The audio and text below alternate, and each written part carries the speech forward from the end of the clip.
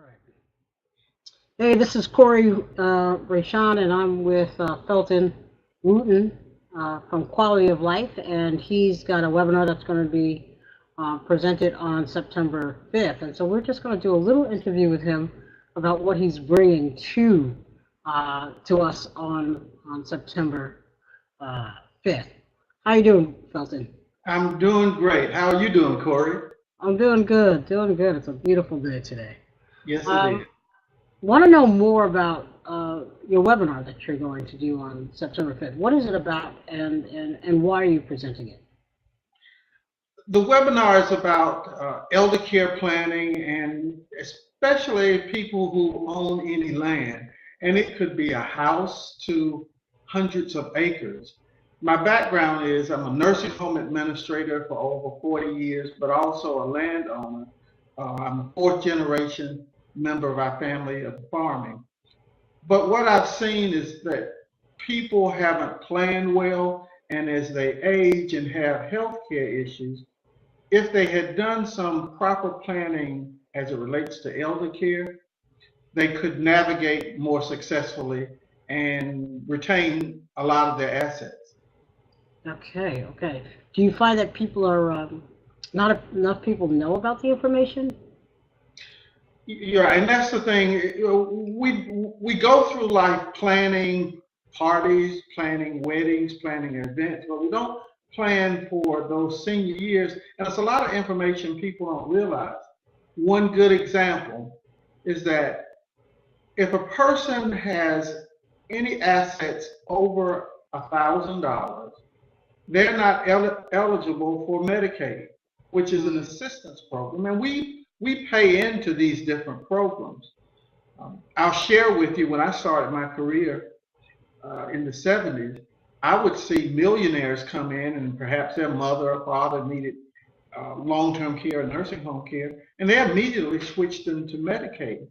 Now, you have to have moved your assets at least 5 years, and now it's going to be increased to 7, Oh, wow. just to take advantage of the benefits of which we've already paid for.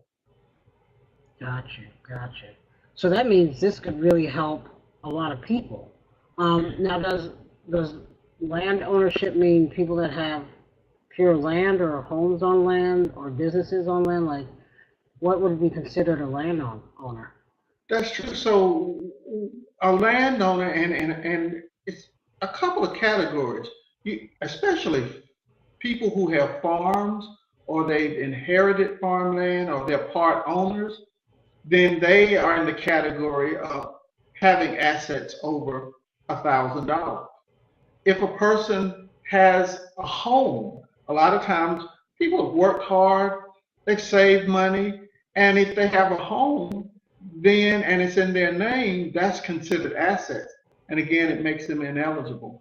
And a good example on the low end, if a person needs long-term care, it's going to cost $8,000 to $10,000 a month. And Mm, if a person has saved any money at all, and let's say they got $100,000 in the bank, well, in a year's time, it's exhausted. But if they've done some planning as it relates to their land ownership, their home, their assets, it can make a big difference in whether they retain those assets or not. okay, okay. So invite people. Where are they coming to? They're coming to this webinar, which is That's right. That's posted on right. W Yeah, Productions. You'll see the link. But where can they find, more information about you as well? you can go to my website, Q as in quality, O as in oxygen, L as in law. So QOL eldercare.com. You'll find out more about the services that we offer, information, but more importantly, I'm just passionate about helping people understand how to navigate this long-term care medical system.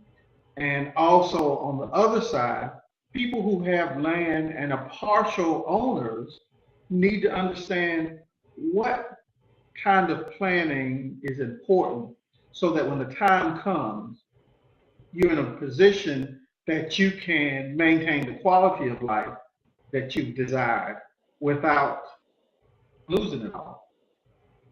Correct. And that's a beautiful thing because you don't want to end your life with nothing in your pocket, you know.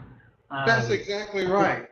Yeah. you want to be And able it's to pass nice to be something able on. to pass on wealth to future generations. For But sure. if you've exhausted it just because you didn't know, then that's unfortunate. Right. And you're a fourth generation landowner, correct? That's right. And like today, any decision we make today Right. will impact our children, our grandchildren, and our great grandchildren.